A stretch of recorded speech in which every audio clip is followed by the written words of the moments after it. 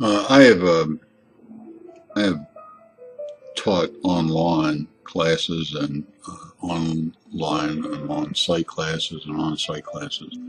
And for the last number of years, I've been teaching at one college all online classes. And therefore, all my students, I never meet, never see, except for two of them.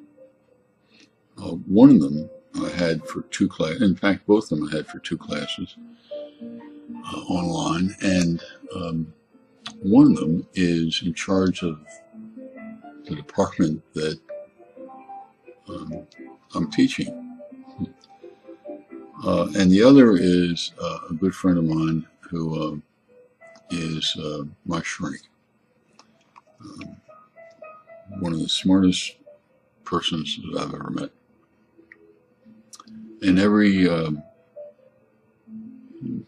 or 4 months, we go out to some restaurant in Chicago for breakfast or lunch and sit and chat. And often I will talk to him about my hauntings, those things that rattle me and force me to try to figure out why in the world this is going on the way it is in my head. And recently I went to one of our favorite restaurants, and I sat down and listed more than half a dozen things. This item, this item, this item, this item, this item. These are all hauntings. And one of the things I like about Chris is that one is that he listens, but he also knows our relationship is so well that he can easily say to me, "Yeah, Campbell, that doesn't make sense. Have you, think about it." And we got into, and the problem was that there were half a dozen items that haunted me. One of those, any one of those items would have taken a dozen different sessions to resolve. And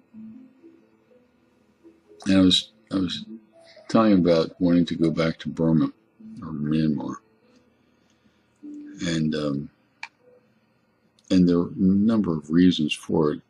And I don't want to get into the essay per se, but just as a teaser,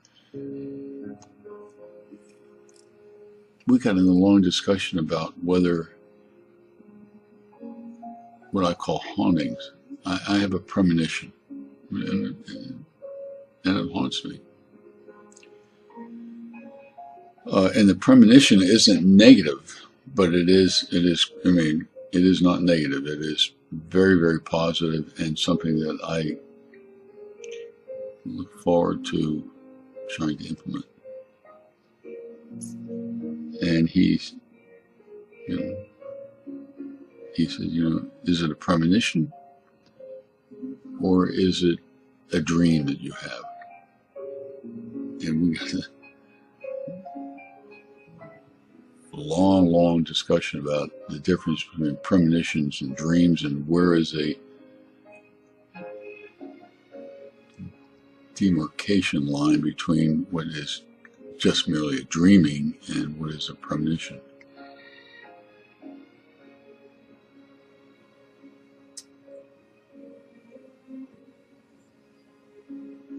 And I'm not into premonitions.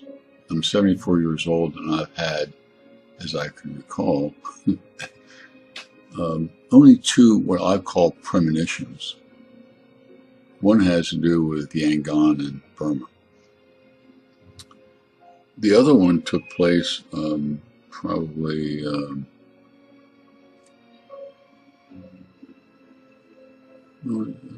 6 years ago, probably around 6 years ago. I had gone to the University of Chicago and had them take out my prostate robotically.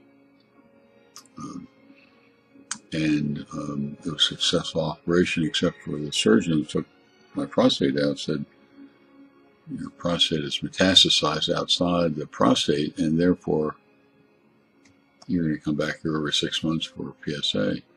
came back every 6 months for a blood test to check whether the cancer had come back. And after a couple of years, you'd see the PSA number elevate. And so I went back and took hormone therapy for 2 months, and then started radiation for 2 months, and kept on the hormone therapy for another 2 months. And so I had to drive from Crown Point, Indiana to University of Chicago every day for 2 months and lay on an x-ray table or radiation table, and then have this thing going around me going G, and take 45 minutes. And the last week, I think it was around Wednesday of the last full week of radiation, I'm laying there, and then it hit me that this time they got it. And so I got up after the radiation, and the tech there said, do you have any questions or anything? I said, no, but thank you very, very much. And she said, what for? And I said, today you got it. You got the cancer. And she looked at me like, And that was about 6 years ago. For 6 years I've been clean. So that premonition was a good premonition. I have this other premonition which is equally good, actually even better. And we spent a long time discussing my premonitions. And a long list of other things. So I appreciate your listening and watching this video and reading this essay. But in the meantime, you take care.